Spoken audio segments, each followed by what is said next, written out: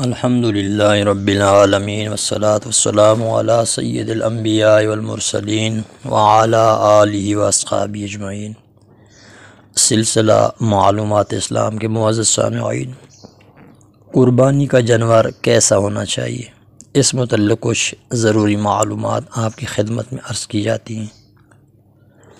قربانی کا جانور ہر عیب، ڈیفیکٹ اور فالٹ اور نقص سے سلامت ہونا ضروری ہے۔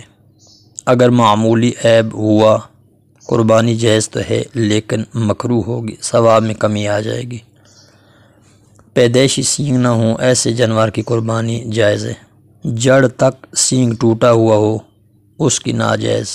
کم ٹوٹا ہوا ہو، جائز تو ہے لیکن مکروہ ہے۔ خصی اور بوڑھے اور کمزور کی قربانی جائز ہے۔ نہایت کمزور ہو کہ ہڈی میں گودا تک نہ رہے، نہ قربانگاہ تک جا سکے، ایسے جانور کی قربانی منع ہے۔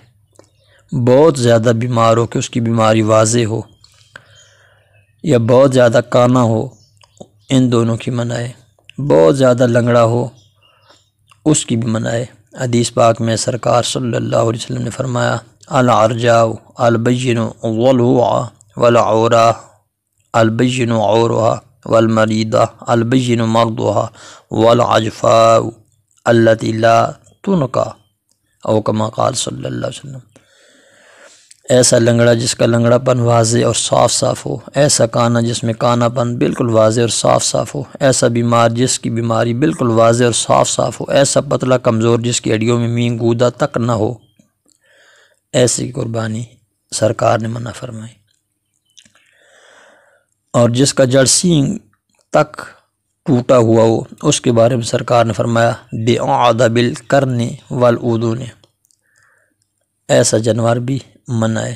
سینگ کا مغز سلامت ہے لیکن صرف چھلکا اترا، خول الگ ہوا، ایسی کی قربانی درست ہے۔ اگر دانت نہ ہوں یا کوئی دانت ٹوٹے ہوئے ہوں، اس میں یہ دیکھا جائے گا کہ یہ گھاس کھا سکتا ہے یا نہیں۔ اگر کھا سکے تو اس کی قربانی جائز ہے۔ گائے بھینس کے 2 تھن خراب ہوں تو قربانی ناجائز۔ بکری کا 1 تھن ہو خراب، 1 ٹھیک، تو اس کی بھی قربانی ناجائز۔ ناک اور کان کٹے کی اور خنثی 2 علامتوں والا، ان دونوں کی قربانی بھی منع ہے۔ جلالہ جانور کی قربانی منع ہے۔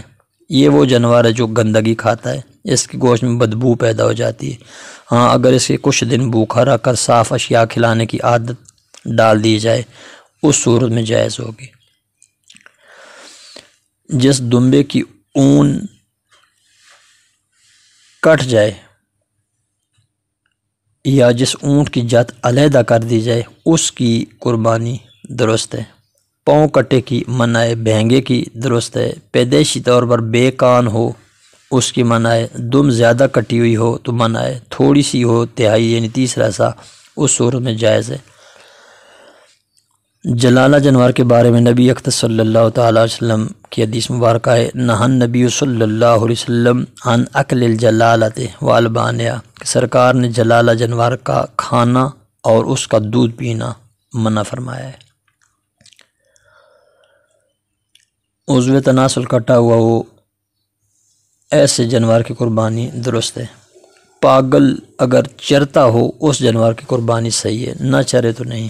دودھ خشک ہو گیا، ایسے کی قربانی ناجائز ہے۔ خارشی جانور کی قربانی، اگر خارش کا اثر گوشت تک نہ پہنچے تو جائز ہے۔ زبان کٹا اگر چارہ کھا لیتا ہے تو اس کی قربانی درست ہے۔ کان چرے کی مکروہ ہے، کان پھٹے کی بھی مکروہ ہے، کان میں سوراخ ہو تب بھی مکروہ ہے۔ پیدائشی طور پر بے دم یا بے لاٹ ہو یا اس کی چکی نہ ہو، ایسے دمبے کی بھی منع ہے۔ بانج اور بے اولاد جانور کی قربانی جائز ہے۔ زخمی اگر قربانی تک اچھا ہو جائے تو جائز، ورنہ منع ہے۔ حاملہ جانور کی قربانی مکروہ ہے، یعنی جائز تو ہے لیکن مکروہ ہے، ثواب کم ہو جائے گا۔ دودھ دینے والے کی قربانی بھی منع ہے کہ بلا وجہ مال ضائع کرنا ہے۔